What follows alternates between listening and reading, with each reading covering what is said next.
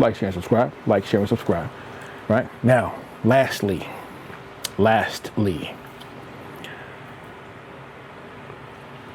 I know you guys have heard the news about the verdict that came down as it relates to the killing, the death of Austin Metcalf by the hands of Karmelo Anthony, right? Not the basketball player, but the I think was he a senior in high school? I think it was. But the one that's from Texas, right? From Frisco, Texas. Okay. Something to gain from that too. There's always a lesson in everything for the people anyway. You don't need that individually to gain a lesson, but for the people, if you're paying proper attention, you can also gain something from that too. Now, everybody has heard the story. The story's been viral for a few weeks now. A few weeks from the trial, right, to the verdict and to the sentencing. Of course, he got sentenced to 35 years, right? Now, I've heard some conversations about who Karmelo Anthony actually is prior to this situation even coming about. But people have made it a point to try to disparage his image. Now, I'm a big proponent of black men protecting your image, because if you leave it up to anybody else, they're gonna make your image look like trash. Trust me when I tell you that, right? So, even now, what took place? Total tragedy on both sides, right? On both sides. One young man is going to prison for 30 plus years. Another young man is no longer here, right? Either way, it's a tragedy on both sides. All facts, all right? It's a Snapple top fact. No parent especially wants either outcome for their child. None. This part is not even a race conversation. This is just a family, human conversation.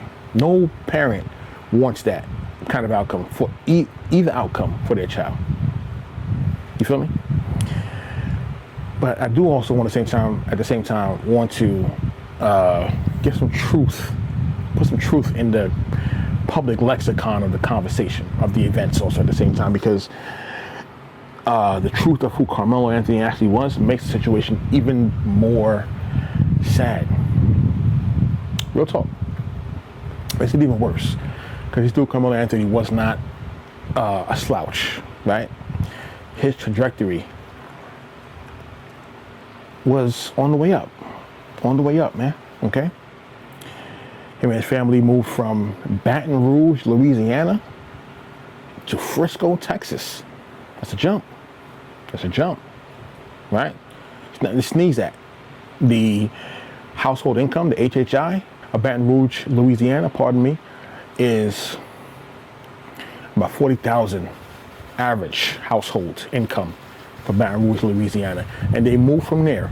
They did a good job, and then moved on up with the Jeffersons to Frisco, Texas, where the HHI is $118K. They put in work for a better quality of life, right? Better quality of life. The oldest of, of 4 children, the oldest of 4. That says a lot too, man. It says a lot. Anybody who's the oldest child, like myself, knows that you grow up early with a sense of service, a sense of taking care of other people, right? With a sense of selflessness. Is what you're bred with early, because you are the first person who's been put in charge of people and their livelihood, and they're in your hands from a young age, right? So that person's mindset is not really geared towards being selfish for the most part. It's more geared towards being selfless. They won't have to work to be selfish. I'm gonna keep it a stack with you. I'm telling you, firsthand, and from other people who are also the oldest of their siblings. They have the same kind of mindset, okay? excellent student, had a 3.7 GPA, right? 3.7 GPA. The captain of his track and football team, and he worked 2 part-time jobs. The boy was not a criminal, bro. If anybody's trying to give you that false narrative or false picture of who he was, they're purposely just trying to disparage the image of that young man. It actually makes it worse. If he was a hardened criminal, this thing wouldn't even, people wouldn't even really care. I'm gonna keep it a stack with you, right? But that wasn't the case. He had no criminal history. It makes the situation actually worse. Makes it worse, man. Okay?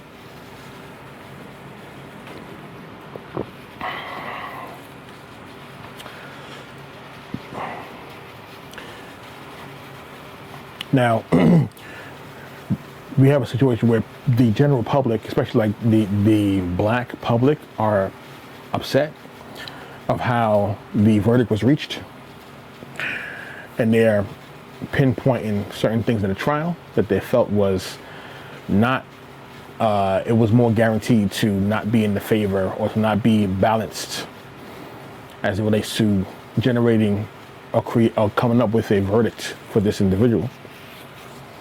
And we can do that. You can do that, right? There's nothing wrong with that. You can do that. You have that right. You can do that, right?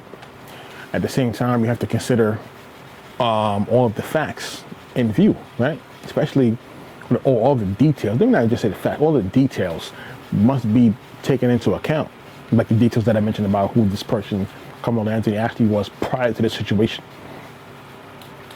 But people must take into account also at the same time that while everybody is upset at the fact that, like for instance, there was no black people on the jury, is what they said, which is supposed to be a jury of his peers, supposed to be judged by a jury of his peers,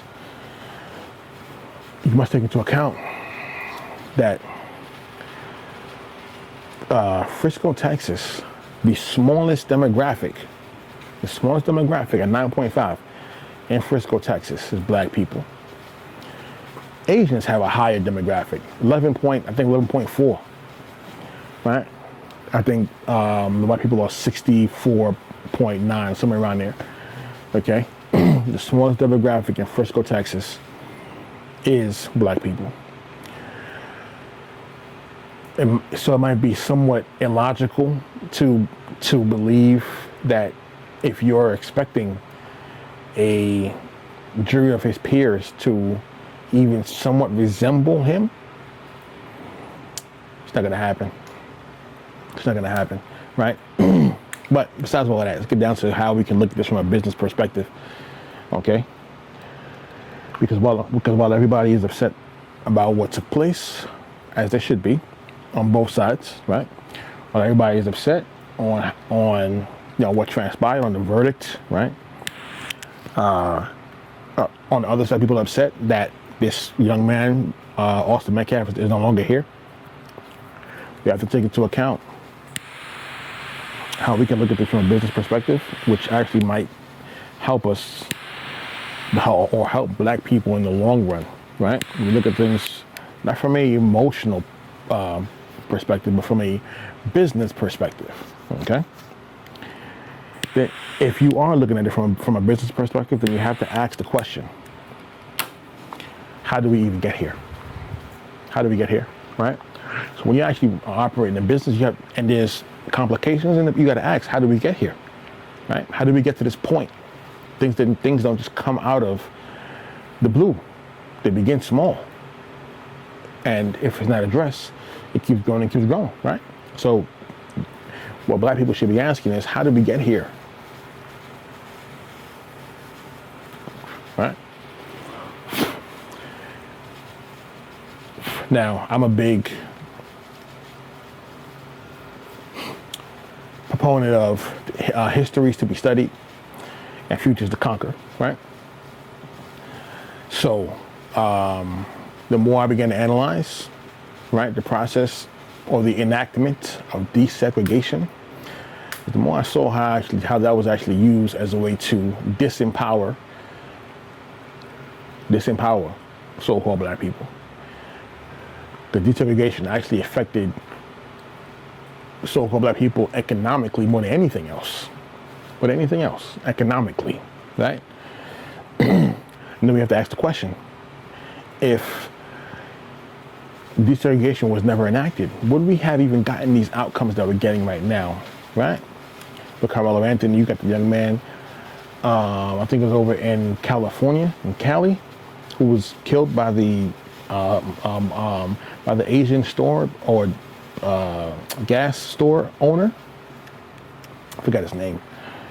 Why? I forgot both of their names actually, right?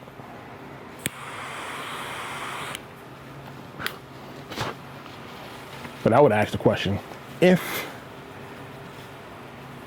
desegregation, which was in the 50s, never took place, would we even have these outcomes that we're having right now? I know it's a hypothetical. I don't really do hypotheticals, but I just want to explore it a bit. Right? Because most people don't even take time to even understand what was the reality of so-called black people, economic reality. Let me talk about that. What was the economic reality of so-called black people at that time, prior to desegregation, which was in 1954, right? The highest rate of black marriage was prior to that. The rate of out of marriage, what is it? Out of wedlock births, the rate was the lowest prior to that. Okay, prior to that. Community wealth was at its highest, right? So you know, you had 134 banks at that time, right? You had airports, right? You had hotels, right? Schools, okay? They had their own towns, which means that they also controlled the means of their own production, right? They did then what we see the Jews do over in Crown Heights, Brooklyn, right? What we see the Asians do in Chinatown or in Koreatown, right? What we see the Indians do in their towns. They control the means of their production, and the services in those towns are also owned and controlled by the same people. Right? That was also done at one point in this country as it relates to so-called black people as well, right? And what dismantled that for so-called black people was desegregate, or what was used as a tool, because they set the stage, but if you walk into the trap, you gotta take ownership of that too. That's the only way for you to actually make the necessary adjustments, is take ownership of the part you play in your own situation. It's the only way. All right? I victim blame sometimes too. Most of the time I victim blames, unless it's children, right? But if it's adults, I victim blame for the most part, because I'm actually giving you power is put into your hands when you victim blame. All right? So there was a time where black people, the same reality that we see with these other groups of people was actually had by the same so-called black people. And it's less likely if Karmelo Anthony, let's say for instance, again, this is hypothetical, just speaking hypothetically, but if Karmelo Anthony was in that type of environment, there would be no need to go to a town where we're 9%, the smallest demographic of that town. There would be no need to go there, right? Because your town is wealthy, right? You control the means of production, right? It's a wealthy town where the people look like you and can do business with other people also, right? There's nothing to stop you from doing business with anybody, okay? We all can do business together, right? But when you practice group economics first, that actually boosts each group's power. You feel me? Not just your ability to spend, but your ability to produce. I know I've been hearing a lot of conversation about black people's buying power. Okay, there's a conversation for that, because you can turn the lights out too. But at the same time, in addition to that, you also have to have the ability to create and produce at the same time too. At the same time, and not need to lean on other people who have their own people to lean on them, right? So I'm always a proponent. I'm always a proponent for ownership. Ownership leads to freedom and empowerment, right? When you own and you create, that's a very empowering position. It's an empowering position, right? And you always want to operate from a position of power, not from a position of neediness. You feel me? So that's my spiel on the situation as it relates to Carl Anthony Towns. Pardon me. I'm still thinking about the Knicks as it relates to Karmelo Anthony. Yeah, Karmelo Anthony and Austin Metcalf, and the tragedy that took place with those two young men. You have to understand how we even got to this point in order for you to address and find ways to address it, so that way we can move away from a situation and remedy the situation, remedy the problem. All right. So with that being said, I'm gonna leave y'all with this, right? Balance is the key to everything. Balance is the key to everything. And ownership leads to freedom and liberty. All right. Take that with you. Peace to the fan, peace to everybody else. Peace to all of you. Peace to the gods and earths. Till next time, peace.